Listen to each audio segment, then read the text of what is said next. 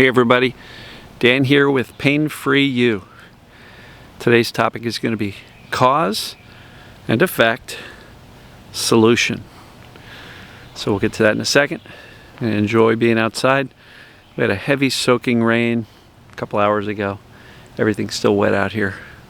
Just going to make everything even more green. Love it. Breathe in the peace. Exhale the noise. All right. So, cause and effect, solution. So we look at all these symptoms, these pains, mostly pains, but mostly pains, but other symptoms as well. Burning, tingling, weakness, numbness, gastrointestinal things, headaches, sometimes immune things. So we have all of these symptoms. So what's the cause? I've been talking about it for a while now. I'll keep on talking about it. Perceived danger is what creates the symptoms. Why? Because the brain's job is to keep you safe, keep you alive. And so the symptoms are the brain's way of warning us. It's like a crazy cool system that if you eat some poisonous food, your body's going to give you symptoms. You're going to vomit, you're going to have diarrhea, you're going to get that poison out of you. That's your body's response to the danger. Now that's a legitimate, actual danger. But in the case of food sensitivities, for example, you have a bad experience with food once, may have had nothing to do with the food, you may have just had a stomach bug, but now the brain's made a connection and says, okay, that food's dangerous. So cause, perceived danger, effect, symptoms, gastric distress, whatever it may be. Now we can develop food sensitivities. But same thing holds true with pain. You know, if your brain perceives something dangerous is happening, it will create pain to protect us from that dangerous thing. Body movements, positions, touch a hot stove, ouch. Right? Perceived danger. Your brain is saying, don't melt your hand on that stovetop. So it turns on the pain. So there's always a cause and an effect, and I believe the perceived danger is what's going on. Once we've started having symptoms persistently, sometimes even just the fear of the symptoms themselves is enough of a danger to keep them going, right? Fear and attention cause things to become persistent. So the cause, perceived danger, the effect, symptoms or pains. So what's the solution? Well, if the cause is perceived danger, the solution is going to be safety, right? In the case of the hot stove, safety is pulling your hand away really quick. Ouch.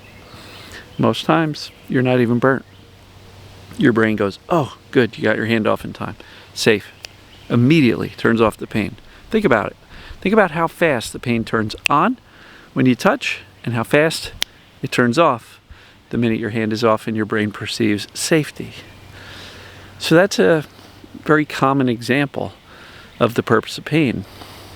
But in the case of chronic pain, the mechanism is really not much different. It's just that the pain has become learned and it sticks around a little bit longer. But the mechanism for turning it off is still the same. The solution is still safety. Teach the brain that I don't have a bad back, that I don't have a hormonal problem that causes my migraines, that I don't have whatever, a messed up stomach digestive system, or a throat tightness, or whatever it may be. The brain's just perceiving it as such. Now look, initially you may want to get checked out by a doctor to make sure you rule out anything life-threatening, which is smart. That's what we're supposed to do. But once you've done that, you rule in this thing called mind-body syndrome or perceived danger pain, right? Go to painfreeyou.com, painfreeyou.com/start. There's a couple assessments there. If you're in doubt as to what's going on, take the assessments. It'll tell you whether or not your symptoms are behaving like perceived danger pain, right? And so, cause, perceived danger. The effect, symptoms, which in most cases are just the brain and body's way of saying, warning, danger, danger, danger. Solution, safety. It's pretty straightforward, folks. Let's not overcomplicate this with deep dives into vagal nerve theory or vagal theory and the amygdala and brain rewiring and all this kind of stuff. Let's simplify it down to the core basic. The cause is the brain perceiving some kind of danger.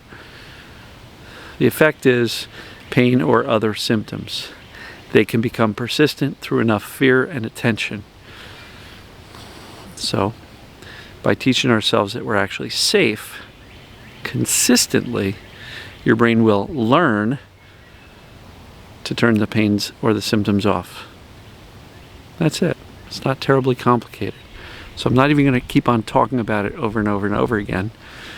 I'm recording this on a Friday night, going out to a comedy show tonight with a couple of friends, and so I'm going to call it a night, make some dinner, head out to the show in a little while.